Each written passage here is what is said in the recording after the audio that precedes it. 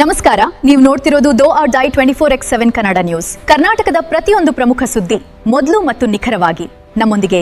ಮಾನ್ಯ ಎಲ್ಲ ಕಾಲೇಜಿನ ವಿದ್ಯಾರ್ಥಿಗಳೇ ಮತ್ತು ನಮ್ಮ ತಾಲೂಕಿನ ಎಲ್ಲ ಪ್ರಗತಿಪರ ಸಂಘಟನೆಯ ಪ್ರಮುಖ ಪದಾಧಿಕಾರಿಗಳೇ, ಇವತ್ತು ನಾವು ನೀವು ಎಲ್ಲ ಸೇರಿ ಬಿಸಿಲಿನಲ್ಲಿ ನಿಂದಿರೋದು ಕುಂದ್ರದ ಕಾರಣ ಏನು ಹೇಳ್ರಿ ನಮ್ಮ 2014ರಲ್ಲಿ ನರೇಂದ್ರ ಮೋದಿ ಅವರು ಏನಂತ ಹೇಳಿದ್ರು ಹೇಳ್ರಿ, ಎಲ್ಲರೂ ವಿದ್ಯಾಭ್ಯಾಸ ಮಾಡ್ರಿ, ಪ್ರತಿ ವರ್ಷ 2 ಕೋಟಿ ಶಿಕ್ಷಣ ಸೃಷ್ಟಿ ಮಾಡ್ರಿ ಅಂತ ಹೇಳಿದ್ರು. ಇವತ್ತೇನ್ ಮಾಡಕತ್ತಾರ, ಕ್ವಶನ್ ಪೇಪರ್ ಅನ್ನು ಮಾರಾಟ ಮಾಡ್ಕೊಂಡು ಕಾಸಿ ಬಿಸ್ನೆಸ್ ಮಾಡಕತ್ತಾರ.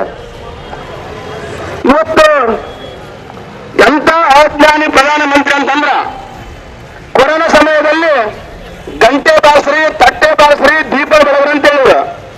ಇವತ್ತೇನ್ ಮಾಡಕತ್ತಾರ ಇವರು, ವಿದ್ಯಾರ್ಥಿಗಳು ತಮ್ಮ ನ್ಯಾಯದ ಹಕ್ಕನ್ನು ಕೇಳಬೇಕಾದ್ರೆ ಅವ್ರಿಗೆ ಲಾಠಿ ತಗೊಂಡು ಬಾಳ್ಸ್ರಿ ಅಂತ ಬಾರ್ಸಕಚ್ಚಾರ.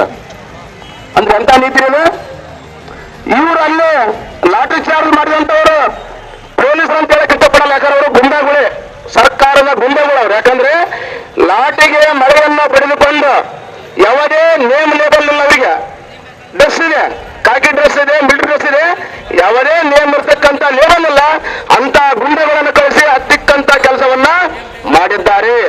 ಇವತ್ತು ವಿದ್ಯಾಭ್ಯಾಸ ಮಾಡಿದಂತ ವಿದ್ಯಾರ್ಥಿಗಳು, ನಮ್ಮ ತಂದೆ ತಾಯಿಗಳು ನಮ್ಮನ್ನ ಸಾಲ ಮಾಡಿ ಓದಿಸಿದ್ದಾರೆ.